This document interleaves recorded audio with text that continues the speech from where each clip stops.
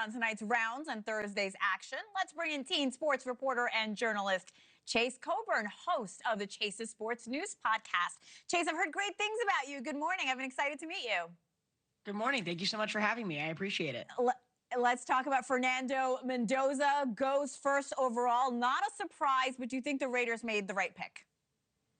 Of course they did. I mean, Mendoza, you mentioned it. How can you cheer against this guy? I love his attitude. I love his humility. I also love his swagger and his confidence. And he's just a resilient, really a dog on the field. It's hard to stop him. He has an unbelievable heart for the game that I think will serve him well. I don't really view him as a generational quarterback talent like an Andrew Luck back, around a decade ago, or a Joe Burrow back in 2020. But the Raiders certainly found someone that was more than productive in college, showed that he could win a national championship in college. And if you put the right pieces around him, you could see the Raiders among the best in the NFL.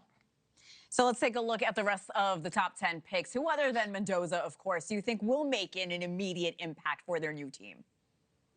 I think the Giants really got a steal with Arvell Reese, the linebacker, at number 5. It felt like for the past 2 months, we expected Reese to be the number 2 overall draft pick to the New York Jets until about 3 days ago, when all of a sudden, some really considered David Bailey to be the more likely option at 2nd overall. The fact that Reese fell all the way down to 5 is a huge steal for the Giants, who are looking for some defensive contributions under a new regime. And then even as you just look down toward the top 10, I think the Cleveland Browns trading down and getting Spencer Fano, one of the top offensive linemen from Utah, a guy who has incredible versatility, can play multiple different positions on the offensive line. I think that was important, and I really do think this top 10 was a lot of fun because we didn't see a lot of predictability like we've seen in previous drafts. The picks were quicker. It just felt like it was a more lively experience to watch, and it made the top 10 a whole lot more fun than last year, in my opinion.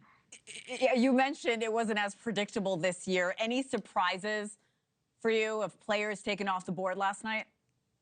I mean, we were having the conversation of, will Ty Simpson go in the first round? Maybe it's pick 31, pick 32. Maybe it's the beginning of day 2. And instead he goes 13th overall to the Los Angeles Rams. That's a stunner for me personally. And it's not that I don't disagree with the pick. He has a ton of talent.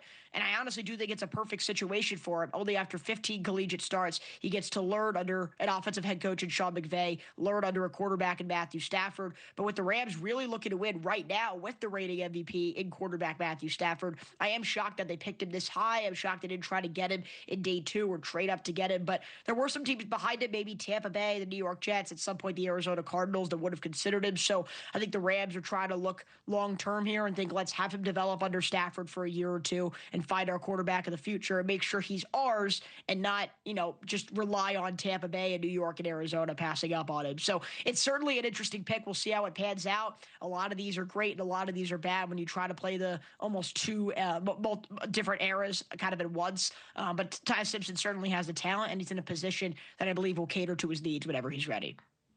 All right, Chase Coburn, this was a lot of fun. Chase, thank you so much. I know you'll be watching tonight. Yes, thank you so much for having me. I appreciate it. Thank you for watching. Subscribe below and download our NewsNation app right now on your phone, and you will get fact-based, unbiased news for all Americans.